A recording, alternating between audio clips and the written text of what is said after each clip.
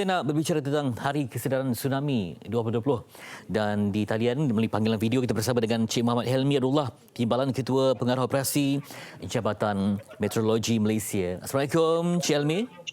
Waalaikumsalam Fitri. Baik, tsunami yang pernah menggemparkan dunia terutama di Indonesia, Sri Lanka, Thailand yang mengorbankan ratusan ribu nyawa 2004. Jadi macam mana ini adalah satu permulaan untuk manusia ataupun yang masih hidup hari ini memahami lebih mendalam pengetahuan tentang tsunami. Dipersilakan. Ya, betul.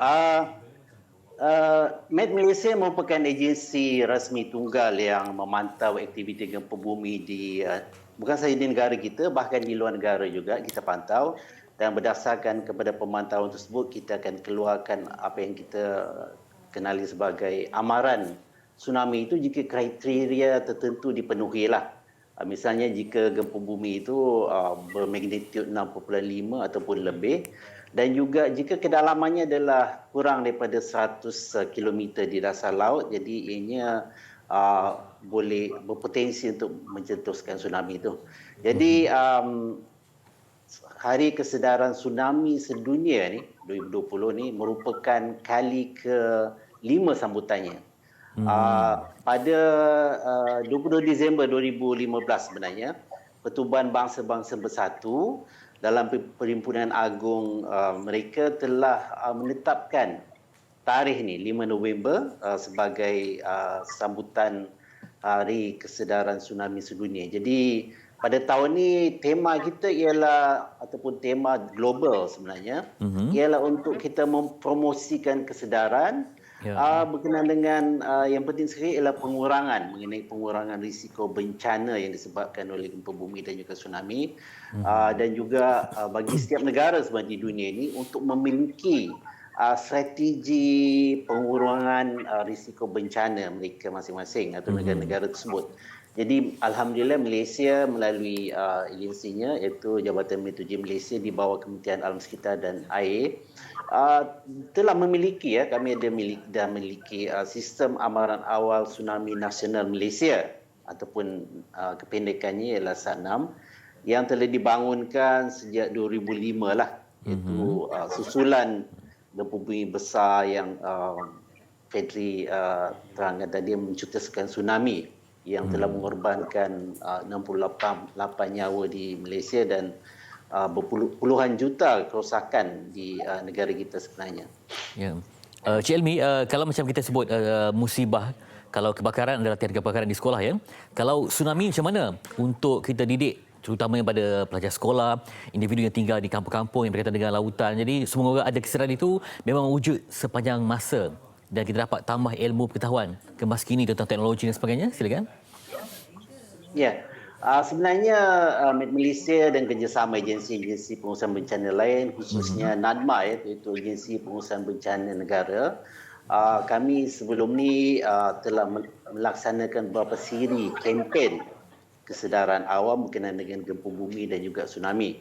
Dan juga kita juga laksanakan tsunami ataupun tsunami drill ataupun latihan amal tsunami itu di lokasi-lokasi yang berpotensi untuk berlakunya kejadian tersebut. Jadi kita telah laksanakan beberapa siri kempen dan juga latihan amal tsunami untuk mendidik masyarakat setempat, khususnya di tempat-tempat yang berisiko tersebutlah.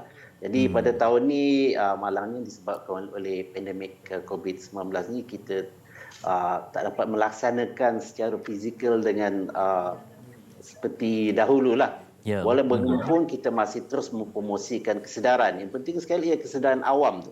Jadi orang awam ni perlu sentiasa meningkatkan kesedaran mereka untuk menghadapi bencana. Biarpun negara kita ni sebenarnya tidak berada di lingkaran api Pasifik ya, tidak seperti negara jiran iaitu Indonesia dan juga Filipina yang saban sentiasa berdepan dengan ancaman gempa buminya kerap berlaku dan ada juga risiko berlakunya tsunami. Negara Malaysia alhamdulillah kita secara relatifnya agak selamat, namun risiko itu masih ada.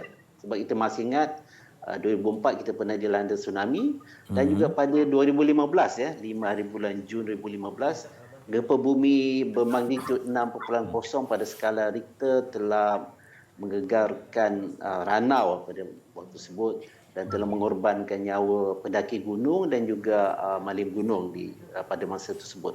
Jadi penting bagi masyarakat untuk mendidik sifat untuk peka pada bencana ni lah.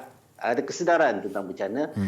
Jika mereka menerima maklumat ataupun amaran tentang gempa ataupun tsunami ini, mereka kena segera melakukan tindak balas yang diarahkan oleh pihak-pihak berkuasa tempatan. Misalnya jika diarahkan untuk berpindah, segeralah berpindah, jangan berlengah lagi.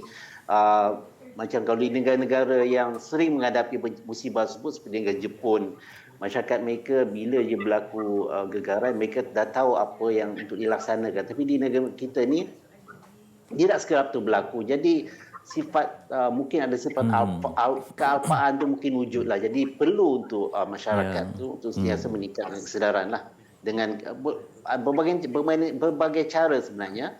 Di laman sawang kami dan juga di media sosial kami sentiasa mempromosikan kesedaran awam ni, apa yang perlu dilakukan oleh masyarakat sebelum, iaitu apabila menerima maklumat awal tentang kejadian gempa bumi, dan jika semasa bencana tu apa yang perlu dilakukan, dan juga selepas tu. Jadi dia ada peringkat-peringkat yang mereka perlu ambil berat lah, sebab langkah-langkah keselamatan ni perlu diambil untuk meminimalkan, mengurangkan risiko kemalangan nyawa ni lah, ataupun kehilangan nyawa. Ya, ilmu yang cukup luas dan juga banyak dapat kita lakukan untuk mencipta kesedaran ya, di sekolah, di kampung-kampung maupun di peringkat bandar supaya ada kesedaran untuk membantu.